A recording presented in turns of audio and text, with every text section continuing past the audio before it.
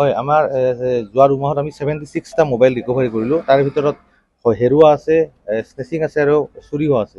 তো আমি গাৰ্জেনবিলাকক আজি মাতি মানে মোবাইলত যোনী মানে অ'নাৰ হয় তেওঁলোকক আমি মাতি আনি মোবাইলবিলাক আজি হেণ্ড অভাৰ কৰিছোঁ। আৰু কিছুমান মানুহ আহিও আছে, কিছুমান মানুহ মানে বাহিৰতো থাকেতো।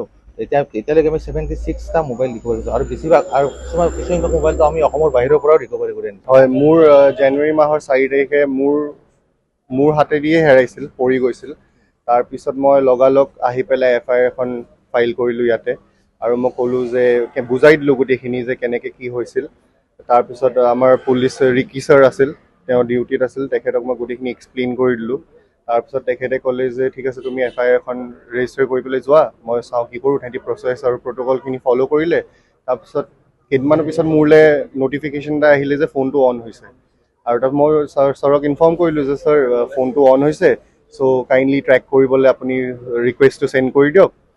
তাৰপিছত ছাৰে গোটেই ৰিমেইনিং সেইখিনি কৰিলে। তাৰপিছত মই ছাৰৰ ওচৰত আহি পেলাই ক'লোঁ, মই চাব পাৰি ট্ৰেক কৰি পেলাই ডিটেক্ট হৈ গ'ল যে UPত আছিল, উত্তৰ প্ৰদেশত। মই ক'লোঁ যে ছাৰ UPত আছে, এতিয়া কিবা চেষ্টা কৰিব পাৰি নি? ছাৰৰ নেভাৰ গিভিং আপ এটিটিউডটোৰ কাৰণে আজি ফোনটো ঘূৰাই পালোঁ। ছাৰে কৈছিল যে মই তথাপিও চেষ্টা কৰিম আনিবলৈ, আৰু সেইটো বাবেই মই ফোনটো ঘূৰাই পালোঁ। ত' special thanks to Ricky sir. মোৰ খুবেই ভাল লাগিছে। মোৰ যোৱা বছৰ জুন মাহতে মোৰ মোবাইলটো হেৰাই গৈছিলে। তাৰপিছত বশিষ্ঠ আৰক্ষী থানাত এজাহাৰ দাখিল কৰিলোঁ। তেখেতসকলে এই নম্বৰ এইবিলাক সকলো নথি-পত্ৰ ৰাখিলে, আৰু যোৱাকালি মোক ৰাতি ফোন কৰি জনালে যে আপোনাৰ মোবাইলটো পোৱা গৈছে। মই মোৰ মোবাইলটো ঘূৰাই পাই খুবেই আনন্দিত। এয়া হ'ল মানে অসম আৰক্ষীৰ নিষ্ঠা আৰু মানে নিষ্ঠাৰে তেখেতসকলে যে জনসেৱা কৰিছে তাৰ নিদৰ্শন হয়।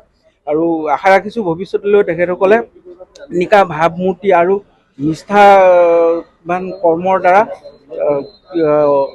অসম আৰক্ষী বিভাগক দেশৰ ভিতৰতে এক মানে শ্ৰেষ্ঠ আৰক্ষী বিভাগ হিচাপে তেখেতসকলে মানে পৰিগণিত কৰাব, আৰু সেই কৰি তেওঁলোকে অসম আৰু অসমবাসীক মানে গৌৰৱান্বিত কৰিব।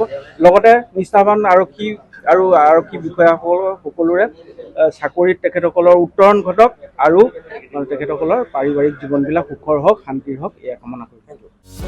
যিকোনো খবৰৰ বাবে যোগাযোগ কৰক আমাৰ এই নম্বৰত 9181 307 221।